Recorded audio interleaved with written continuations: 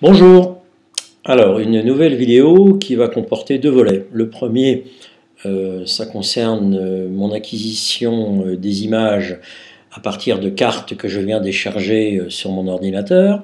Le second, c'est comment je procède pour envoyer des mails ou mettre mes images sur des sites tels que Flickr ou autres.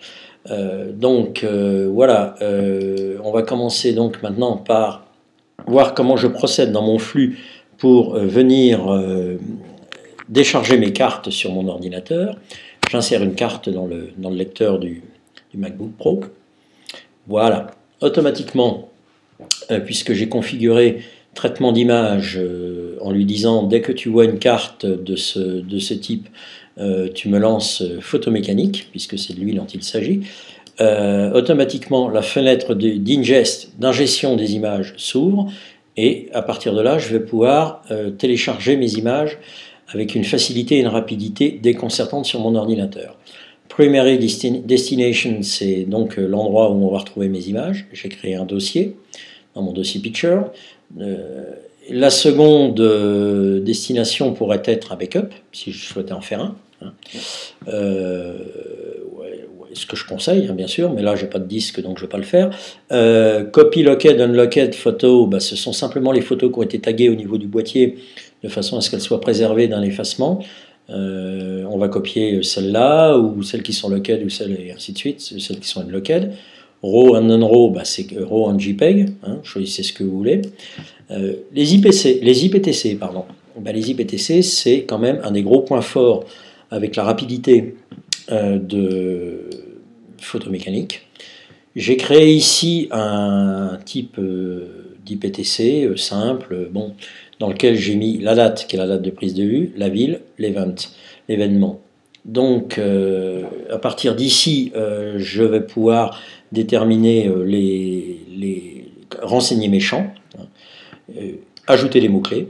Il y a vraiment une foultitude de variables, comme ils les appellent, qui permettent de renseigner tous les champs que l'on souhaite. C'est vraiment impressionnant. On a sur le wiki de photomécanique, on a le renseignement de toutes ces IPTC, voire des nouvelles qu'on peut télécharger. Enfin bon, il y a vraiment de quoi faire. Donc là, j'ai procédé à un petit réglage simple, un petit paramétrage simple. Voilà, on est ici. Voilà, je lui dis unmount, c'est-à-dire tu m'éjectes la carte une fois que tu as fini. Ici, je vais remettre ma séquence à 0, puisque j'ai décidé de renommer mes photos, de créer une séquence avec un nom. Et là, on est parti, j'envoie ingest. Alors, ingest, c'est parti. Automatiquement, ça m'ouvre une planche contact dans photomécanique. Les images arrivent assez vite, parce que là, quand même, il faut quand même dire que je suis en train d'enregistrer. Ça ralentit salement l'engin. Mes images sont parfaitement gérables rapidement en plus grosse définition. Il n'y a aucun problème, ça arrive, et on y est. Évidemment, sur mes images, eh bien, je retrouve mes IPTC mes paramètres que j'ai créés tout à l'heure. Ils sont là. La date de prise de vue, le lieu et l'event. Ok, bon, on peut les modifier, tout est parfaitement modifiable à tout moment. On lui dit OK. À partir d'ici, effectivement, je peux faire un premier tri, soit en code couleur, soit en étoile, chacun, voire les deux, bien sûr, chacun traite ça comme il l'entend. Simplement, au niveau des préférences, si vous voulez que vos codes couleurs correspondent avec ceux de Capture One, il faut paramétrer les codes couleurs de photomécanique de cette façon-là. Sinon, le vert est bleu, le jaune est rouge, et ainsi de suite. Donc, il faut le paramétrer comme ça. Mac ou PC, ça fonctionne de la même façon. Donc là, on y est, on a nos images. On va donc pouvoir lui attribuer soit un code couleur, des étoiles, et ainsi de suite, et ainsi de suite. On est sur un outil qui est extrêmement rapide. la façon d'intégrer les images aussi de manière extrêmement simple me permet de respecter tout de suite une structure d'organisation sur mon disque dur. Hein, au niveau de l'ingest, je peux parfaitement définir à tout moment, au moment de l'acquisition, pardon, je peux définir l'endroit, les dossiers, des sous-dossiers, et ainsi de suite pour créer vraiment la structure telle qu'elle sera sur mon disque dur, de façon à ne pas avoir à les rebalader à gauche, à droite, et ainsi de suite. Ce qui me permet ensuite, avec Capture One, d'avoir accès directement à mes fichiers et à ma structure telle que je la souhaite, et de m'organiser avec mes dossiers, mes albums, enfin selon l'organisation de chacun au sein de Capture One.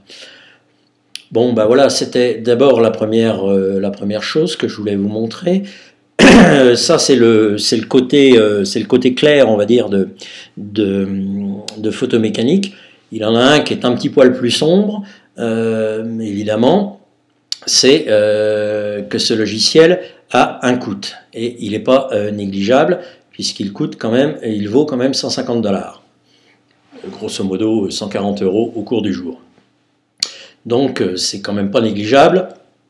Il faut en avoir l'utilité. Moi, je l'avais acheté à une époque où il était en promo, j'avais dû le payer quasiment 50%, j'étais dans les 75 $, dans les 75, 80 $, je me souviens plus, il était quasiment à 50%. Bon, je ne sais pas s'ils refont de promo un jour, là je peux pas en parler, je ne sais pas. Simplement, je trouve que ce logiciel est vraiment efficace. Alors, point négatif, son prix. Deuxième point négatif, pour ceux qui ne maîtrisent pas l'anglais, il n'est qu'en anglais, il n'est pas localisé en français. Pour l'instant, il n'y a rien qui dit qu'il sera un jour en français, donc faut maîtriser la langue de Shakespeare, sinon c'est vrai que c'est un peu pénible pour ceux qui ne parlent pas du tout l'anglais.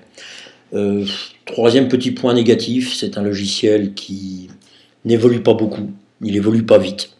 Mais bon, premier point, il est extrêmement complet, extrêmement performant. Donc il bouge pas beaucoup, mais bon, est-ce que c'est grave? Je suis pas sûr. Il est mis à jour, en tout cas pour 10.11 et pour Windows 10, donc a priori, voilà, on a de quoi travailler. Le reste, que ça fasse le café en plus, est-ce que c'est important? Je suis pas convaincu. Donc voilà ma première petite vidéo concernant mon flux de travail pour l'acquisition de mes images à partir d'une carte. Je vais, pendant qu'on est là, vous montrer une deuxième petite solution, je vous le disais en introduction. Comment est-ce que je procède pour venir envoyer des mails ou basculer sur Flickr à partir de Capture One, puisque souvent les gens reprochent à Capture One de ne pas avoir de module dédié à cette fonction comme on peut en retrouver dans d'autres logiciels. C'est simple, c'est facile, il suffit de créer un preset dans les exports et simplement de lui dire on détermine ici, là je l'ai appelé mail, bon c'est pour les mails, JPEG, on détermine tous les paramètres que l'on souhaite déterminer, ne jamais agrandir, celui-là ne jamais oublier de le cocher, il a son importance, hein. Parce que bon, agrandir une image, c'est quand même du massacre à la tronçonneuse. Et on va lui dire simplement ouvrir dans le module ouvrir avec, on va aller choisir l'application mail qu'on utilise. C'est aussi simple que ça. Donc, pardon, voilà. Et je le stocke dans un dossier que j'ai baptisé mail. Futé le garçon. Alors ici, je vais lui dire tu me traites l'image. Il va me traiter mon image. Ça y est, c'est parti. Alors, et automatiquement, il vient m'ouvrir ma fenêtre avec ma fenêtre de mail, avec mon image. Je n'ai plus qu'à déterminer mon destinataire et mon objet. Voilà, ça c'est fait. Et ensuite, j'envoie. Franchement, c'est pas très compliqué. Voilà, ça fonctionne très très bien. Allez, on ne va pas l'enregistrer. Ah oui, j'en avais, oui, pardon, j'ai fait une petite erreur, je l'ai répété, c'est tout à l'heure. Bon, mais c'est pas grave. La même chose pour Flickr, évidemment. Hein, Flickr, ben, on va lui déterminer les paramètres, et au lieu de le mettre dans le dossier mail, eh ben, on va le mettre dans le dossier MyFlickr, qui est le dossier que j'ai sélectionné à partir de l'application Flickr desktop qui permet de basculer ces images automatiquement sur Flickr à partir du moment où elles sont dans ce dossier. Donc on fait pareil, on détermine un preset, on le sélectionne et hop, et on vient traiter ici l'image et elle va partir automatiquement sur Flickr. Hein, c'est simple, efficace, il n'y a pas à se casser la tête. Donc voilà deux petites choses relativement simples que je souhaitais vous présenter. Là, je suis sur un nouveau logiciel pour enregistrer mes vidéos. J'espère qu'elles vont être un peu plus qualitatives au fur et à mesure. J'avais le choix entre deux logiciels. Le premier, Screenium, le deuxième, ScreenFlow. Il y en a un qui coûte 50, l'autre qui coûte 100 $. Et vous doutez bien que celui à 100 est plus performant que celui à 50. Bon, bah donc j'ai pris ScreenFlow, voilà. Et il a l'air de fonctionner très bien. Il faut que je continue d'apprendre à m'en servir. Voilà, je vous souhaite à tous de très bonnes photos. Vous retrouverez le lien des vidéos dont je vous ai parlé concernant les préférences et les réglages de photomécanique dans le petit texte en dessous de la vidéo. Bonne photo à tous et à bientôt.